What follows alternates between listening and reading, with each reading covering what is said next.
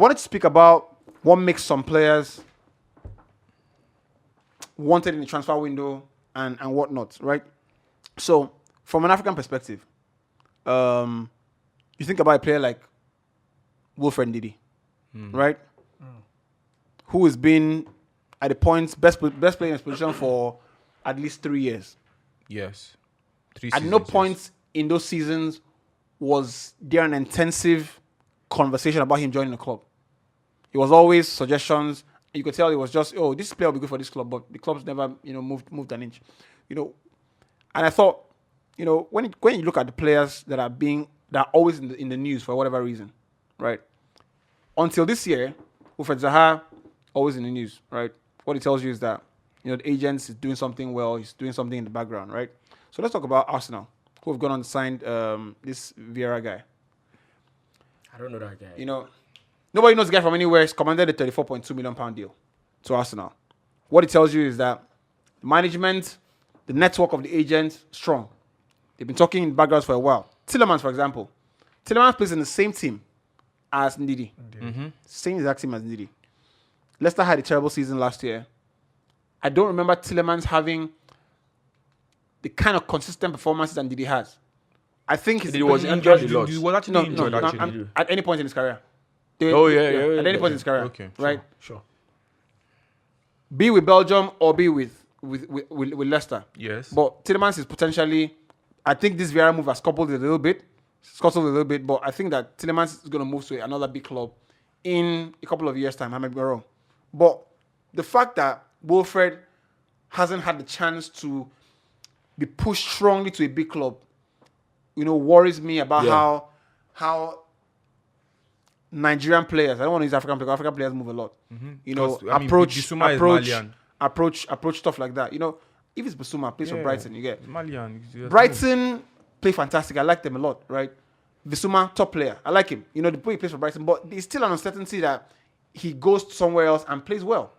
But he's made a move after one big year. Or one, so to speak, give or take. One or two. Two. Let's just I say one. Last season they finished where? No. Individual. I mean like performance. individual, like It was good. how good he was. Yeah. It's down to what you say and what I say. I don't think it was that good. I don't think. The stats are there now. I think this season, he doesn't. Bissouma doesn't rank top in any of those stats, even in his best year. What is he? An attacking midfielder? No, he's a defensive idea. midfielder. Defensive midfielder. In the last 4 years, His numbers are insane. his numbers You know don't they check rank. am. His numbers are not as good as anybody in that position. I think The thing is- he's up there, Right? in the Premier League. No. Maybe top 5 in the Premier League. in the Premier League will be top 5, right? I mean, if you're His not numbers top are five, insane. if you're not top 5 in the Premier League, what are you doing? And you're one of the best. What are you doing, right? But the point is, player like Bissouma has moved. Tielemans in more news than Ndidi. So what makes African players or Nigerian players lack that propensity to move to a big club? So for me, I think is management. The management of the player, goes a long way in helping the PR of the player. So, for instance, now a lot of the football writers you see, a lot of the agents are friends with those guys, and so when you see a story come up and say maybe this player is potentially one of the best in the world or has done something magical in the game and his stories everywhere, is the management trying to, how it is with even artists, music industry. When you sign a good talent, you take him around all the radio stations, take him everywhere, because you want his name to be on everybody's lips. So Ndidi hasn't, to be honest, Ndidi is just there. He does the talking on the pitch, but he doesn't do a lot of it off the pitch. My worry is He doesn't. This is what I think. I think there is something the Nigerian players don't realize. And the same thing with music industry. You're not going to control your narrative by being more respectful to international media. Your narrative is propelled by local media, right? So, in the AFCON, and I think this is African players thing, in the AFCON, you find journalists speak to players during the game, after the games, and players don't want to talk to journalists, right? I was going to. Right? I don't remember Ndidi doing a media tour in Nigeria. Yeah, right? So it's still management. No, hold on. Or the player himself. The players' willingness to understand that this is the market that has your best interest, and it is from this standpoint, right, Yeah. that you can If you are propel. popping here, it's Propel. easier for If- you to make a move there. You get it's with the music industry, right? Yeah. Artists, blows in Nigeria, for example, and relocates to the UK. What do you think is going to happen in the UK? What do you think are doing there, right? The UK are looking inside Nigeria Yes, now they are scouting. for the numbers. For the numbers. They're looking at, they're thinking, where's the noise coming from? We know the noise in the UK. We know what the UK media is saying, but we know What I are- mean, what are they saying in what's Nigeria? happening there, right? In your country, they speak to a journalist about you because in the end, that's what the clubs do. The clubs always speak to the people on the ground. They want to know his background. They want to know how he is, what his temperament. And the journalists here have nothing on you. They know little to nothing on you. They don't have a direct line to you. You don't pick your phones. I'm not saying that's what Ndidi is, right? Because Outlook, I think, is a great guy. But I don't remember seeing Ndidi flood, I mean, if you picked up the phone now and said, but Ndidi, Bissouma played the same Nations Cup, but Bissouma gets a lot of accolades from the British media as well. So Why here's do you what think- I think- why do you think that is? So where I was going with, I think what do you think that is? what UB is talking about is that's a part of the conversation, very important. The other part of the conversation is the team around the player, Management. not just necessarily PR. There are some times where you're looking at something, you think, that guy is good, and that's where it stops. But for people to really understand just how good and how, I think that time we were talking to Emmanuel. Remember, he said something about the agents who work with a player.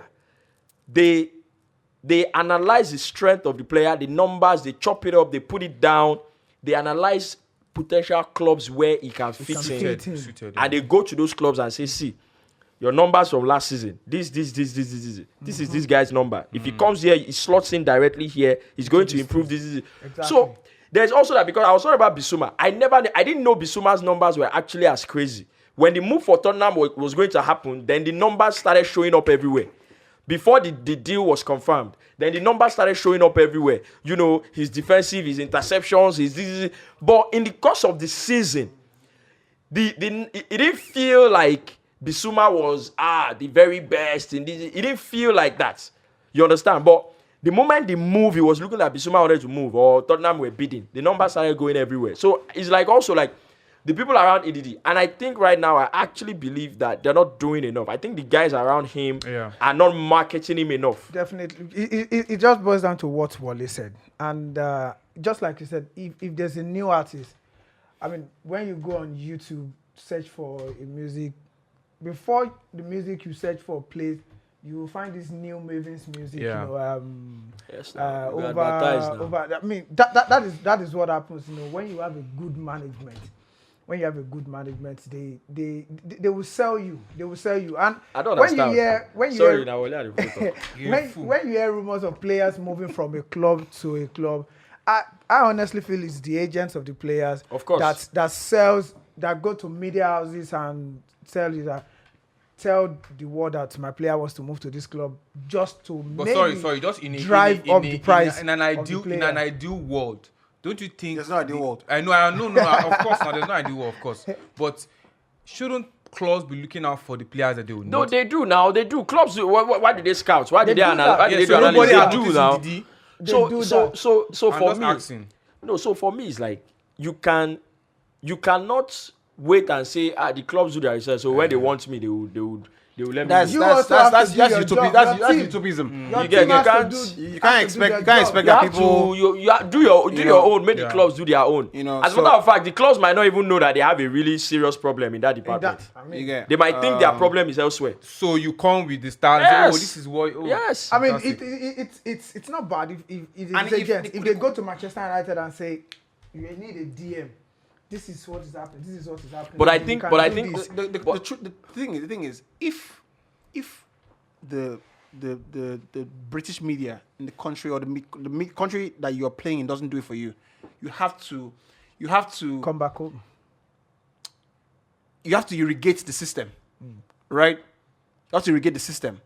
by going another route, right? There are different ways to shock a system into understanding what you are about, right? So, for example, you are on, look, Patrick Evra, for example, right? I tell you right now, if I go on YouTube, I search Patrick Evra, I see more content on him than Wilfred, right? Or any player who's stuck in a club. So why this has come up as a conversation is that in 5 years, right, the Premier League, everybody's watched Wilfred, enjoyed his talent, and I think that he is in those years he could have moved to a bigger club. Probably will not get a move. But Except he comes back this year. There's also a big desire for him to move as well. That's another thing. Yeah. I think also one of his limitations might be clubs see him and think he's very good, one of the best defensively, but we need somebody that's also very good, going moving forward. the ball. Moving the ball. So I think that might be another. What you said, I've spoken to a couple of Manchester United players. Whenever I talk about Ndidi, Players, players. Fans, Manchester United fans. I haven't brought a player on this table. I mean, the next thing they tell me is Ndidi is not a ball playing DM. And the club needs a ball playing DM. Even though I think United don't need a ball playing DM. You don't. And I'm wondering, is that what you guys need right now?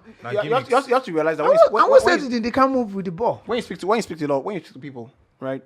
People mostly regurgitate what they hear or what they read, right? And this is with the greatest appreciation for how people consume their own stories. Or people largely regurgitate what they hear or what they read. And I said it probably on the show before. There's something called the cultivation theory. You get they keep planting. When it's time to come out, you just realize that you're saying the same things that you've been fed for a long time, right? Always a pleasure to have you on the Hindsight Podcast. Subscribe, like, comment. We'd just like to have your thoughts shared on the Hindsight Podcast. It's great fun for us recording this one, and we also love to hear from you as well. Thank you so much for your support. Thank you for your messages, your comments. See you again in the next episode.